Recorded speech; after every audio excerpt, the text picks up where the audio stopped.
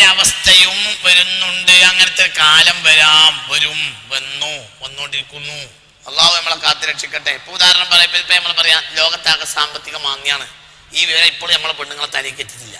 കഴിഞ്ഞ കൊല്ലം ഉള്ള വരുമാനത്തിന്റെ പകുതി പോലും ഈ കൊല്ലം എന്തില്ല. ഒരാൾക്കൊരു കച്ചവടക്കാരന് വരുമാനമില്ല.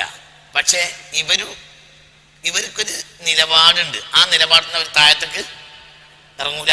ഇവർക്കൊരു നിലപാടുണ്ട്. ആ നിലപാടിന് അവർ താഴത്തേക്ക് ഇറങ്ങൂല.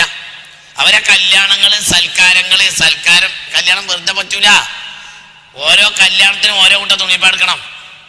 എന്തേ അങ്ങനെ വന്നല്ലോ. ആർക്കും വേണ്ടാത്ത എന്റെ നാട്ടിൽ വരെ അങ്ങനെ വന്നു. പിന്നെണ്ടോ നിങ്ങൾ ഈ മുക്കത്തെ പരിഷ്കാരികളെ നാട്ടില് വരുമാനം കഴിഞ്ഞ കാലത്തെ അളവില് ഇല്ല. സർക്കാർ ഉദ്യോഗസ്ഥനാണെങ്കിൽ നിർബന്ധമായും കൈക്കൂലി വാങ്ങേണ്ടി വരും. ചക്കാടക്കാരന് ലാഭത്തുനിന്ന് രക്ഷപ്പെടാൻ കൂല. അപ്പം എന്തെങ്കിലും വല്ല കള്ള ഏർപ്പാട് വേറുണ്ടോന്ന് അന്വേഷിക്കേണ്ടി വരും. അമാനത്തേൽപ്പിക്കപ്പെട്ടവരാണെങ്കിൽ അതിൽ നിന്ന് മോഷ്ടിക്കേണ്ടി വരും. ഇടയിൽ മധ്യവർത്തിയായി വല്ല ദല്ലാലിപ്പണി എടുക്കുകയാണെങ്കിൽ ഉള്ള നോണ മുഴുവൻ പറയേണ്ടി വരും. എപ്പോഴെങ്കിലും കച്ചവടം കിട്ടിയാൽ മതിയാവൂല. സത്യം തന്നെയല്ലേ? അത് തന്നെ നമ്മളെ അവസ്ഥയിലേക്ക്, ആ ലോകത്തിന്റെ നിലപാടിലേക്ക് അവരുടെ ഇറങ്ങി വരൂല. ഇതൊന്നും ഇപ്പൊ നമ്മളെ നാട്ടിലെ പെണ്ണുങ്ങൾ അറിയാത്ത മട്ടിലാണ് ഇപ്പോഴും ജീവിക്കുന്നത്. എന്ത് ലോകത്ത് വലിയ സാമ്പത്തിക ഞെരുക്കം വന്നു കഴിഞ്ഞു. ഇത് അടുത്തൊന്നും തീരുകയും ഇല്ല. 2035 മുമ്പ് സാമ്പത്തിക മാന്ദ്യം തീരൂല. മനുഷ്യൻ ഇന്ന് അനുഭവിക്കുന്ന സാമ്പത്തിക മാന്ദ്യം അടിയിലേക്ക് പോകും. 10 പൈസ മനുഷ്യൻ കിട്ടാൻ വളരെ പ്രയാസവും. 2035 ഇപ്പുറം ഉണ്ടാവില്ല. അതിന്റെ അപ്പുറത്തേക്ക് എന്തെന്നുള്ളതായാലും ഇപ്പുറത്തേക്ക് ഉണ്ടാവില്ല. 2035 മുമ്പ് മനുഷ്യന്റെ സാമ്പത്തിക മാന്ദ്യം പരിഹരിക്കൂല.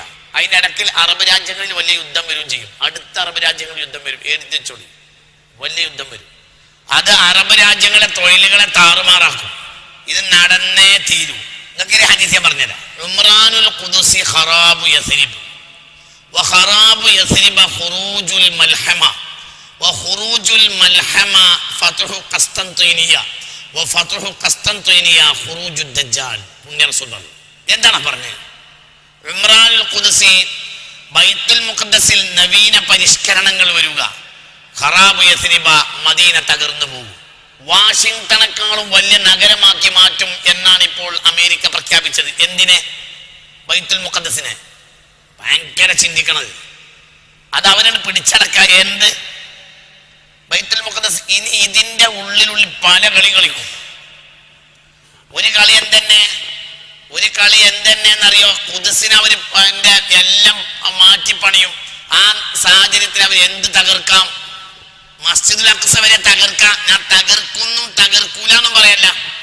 ഏതായാലും ഉംറാനുൽ ഖുദ്സ് ഉറപ്പ്.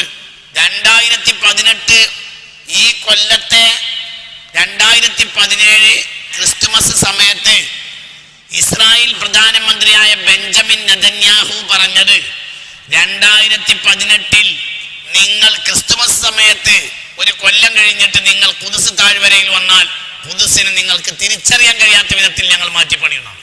ഇനി ഹദീസ് പറയും ഉംറാനുൽ ഖുദ്സ്, ഖുദ്സിൽ പുതിയ പരിഷ്കരണങ്ങൾ വരുന്നത്. ഖറാബു യസ്രിബ, മദീനയെ തകർത്ത് കളയും. വഖറാബു യസ്രിബ്, മദീന തകർന്നാൽ ഖുറൂജുൽ മൽഹമ, യുദ്ധങ്ങളും കലാപങ്ങളും ആരംഭിക്കും. ഇവിടെ ഉഷാറായാൽ, ഖുദ്സിൽ ഉഷാറായാൽ എന്ത് തകരും? മദീന തകരും. മദീന തകരുന്നതോടുകൂടെ അറബ് രാജ്യത്ത് യുദ്ധങ്ങളും കലാപങ്ങളും ഉടലെടുക്കും. പുണ്യ റസൂൽ പറയാം. ഇനി വേറൊരു ഹദീസിനെ അങ്ങോട്ട് വലിച്ചോണ്ടരാം. ദജ്ജാൽ വരുന്ന സമയത്ത് അറബികൾ മലമുകളിൽ ഒളിക്കുമെന്ന് പുണ്യ റസൂൽ. അപ്പോൾ സ്വഹാബികൾ ചോദിച്ചു, നബിയെ, മലമുകളിൽ ഒളിച്ചത് കൊണ്ട് അവര് കഴിയോ? മലമുകളിൽ ഒളിച്ചോണ്ട് മാത്രം അവർ തീരുവോ?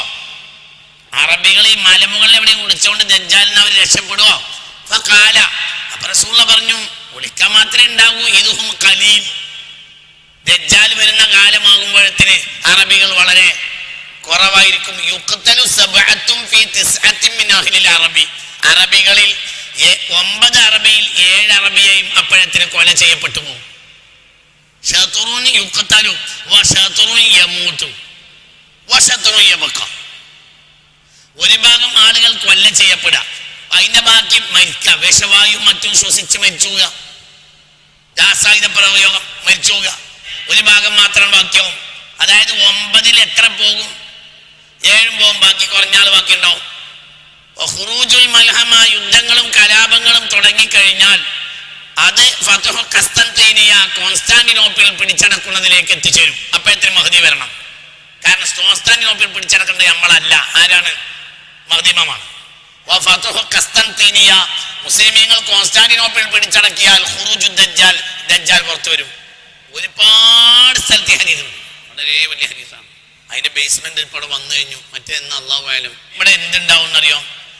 മിഡിൽ ഈസ്റ്റിലുള്ള സാമ്പത്തികമായ സ്രോതസ് കൊണ്ടാണല്ലോ നമ്മുടെ നാട്ടിൽ ഇതൊക്കെ ഉണ്ടായത്. അത് തകരാന്ന് പറഞ്ഞാൽ നിസ്സാരപ്പെട്ട കാര്യമാണ്, നിങ്ങൾ മനസ്സിലാക്കണ്ട. അപ്പൊ ഇനിയുള്ള കാലത്ത് നമ്മൾ ഈ ദൂർത്തടി നിർത്തിയിട്ടില്ലെങ്കിൽ എന്താ സംഭവിക്കുക? മനുഷ്യൻ കക്കേണ്ടി വരും. അല്ലാഹു തആല കാത്തുരക്ഷിക്കട്ടെ. ഇനി മനുഷ്യൻ എന്ത് ചെയ്യണമെന്നറിയാം? അവനവന്റെ ചെലവ്, അവനവന്റെ തോതനുസരിച്ച് എന്ത് ചെയ്യണം? ചെലവഴിച്ച് പഠിക്കണം.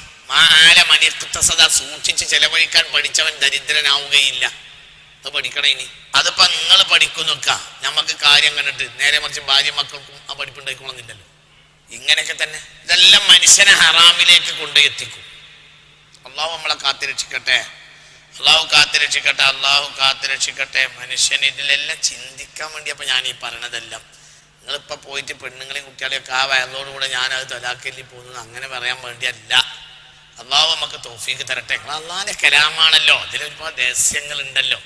അതാണ് ഞാൻ ഈ പറഞ്ഞു തരുന്നത്. നിങ്ങൾ ഈ പറയുന്ന എല്ലാം ഇത് ഞാൻ ഈ പറഞ്ഞ ഒന്നും നിസ്സാരമായി നിങ്ങൾ കണക്കാക്കണ്ട. ഇതൊക്കെ ഉറപ്പാണ്. ഇതെല്ലാം വരും പോവാണ്. വലിയ ആപത്ത് സംഭവിക്കാൻ പോവാണ്. വലിയ ആപത്ത് സംഭവിക്കും. ഇവിടെ ഹബീബ റസൂലുള്ളാഹി പറഞ്ഞൊക്കെ ഇങ്ങനെ കൂട്ടി വെച്ചാൽ വളരെ വളരെ, ഞാൻ മുമ്പൊരു ഹദീസ് പറഞ്ഞു തന്നിട്ടുണ്ട്. ഫലാ യൻജു മിൻഹാ, വലിയ ആപത്ത് ഹത്താ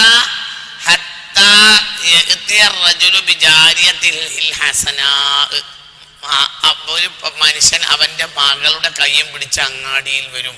എന്നിട്ട് പറയും, എന്റെ മകളെ ഞാൻ നിക്കാഹ് ചെയ്തു തരാം, അവളെ തൂക്കത്തിന് ഭക്ഷണം തന്നാ മതി, അവളെ തൂക്കത്തിന് അരിന് തന്നോളി, എന്റെ മകളെയും കൊണ്ട് ഞാൻ എന്താ വന്നിക്കുന്നു, അവൾ 50 കിലോ ഉണ്ട്, 50 കിലോ അരിന് തരും, ഇവളെ നിങ്ങൾ നിക്കാഹ് തരാ കൊണ്ടേക്കോളി എന്നൊരു മനുഷ്യൻ പറയുന്ന വിധത്തിൽ മനുഷ്യനിൽ ദാരിദ്ര്യം അധികരിക്കും. എന്നിട്ടേ മഹ്ദി ഇമാം വരുള്ളൂ. അപ്പൊ മഹ്ദി ഇമാം വന്നെങ്കിൽ ഇത് കുത്തിരിക്കുക. മഹ്ദി ഇമാം അങ്ങനെയൊന്നും വരൂല. മഹ്ദി ഇമാം വരണമെങ്കിൽ എന്താണെന്നറിയോ? അണ്ണാക്കിൽ മാറാല കെട്ടണം, എന്നാലേ മഹ്ദി ഇമാം ഇറങ്ങുള്ളൂ. ഒരു തുള്ളി വെള്ളം ഇടാൻ വെള്ളം കിട്ടാതെ ആകുമ്പോൾ ആര് വരുള്ളൂ? അണ്ണാക്ക് ഒരു തുള്ളി വെള്ളം പാരാനില്ലാത്ത കാലത്താ മഹ്ദി ഇമാം വരിക. അതുകൊണ്ട് മഹ്ദി ഇമാം വന്നാൽ എന്താ ചെയ്യാ? യഹ്തിൽ മാല ഹസിയൻ. മഹ്ദി ഇമാം വന്നാൽ ആദ്യം എന്താ തരിക? പണം കൊടുക്കും, മാല് കൊടുക്കും. യഹ്തിൽ മാല ഹസിയൻ, മാലട് കൊടുക്കും.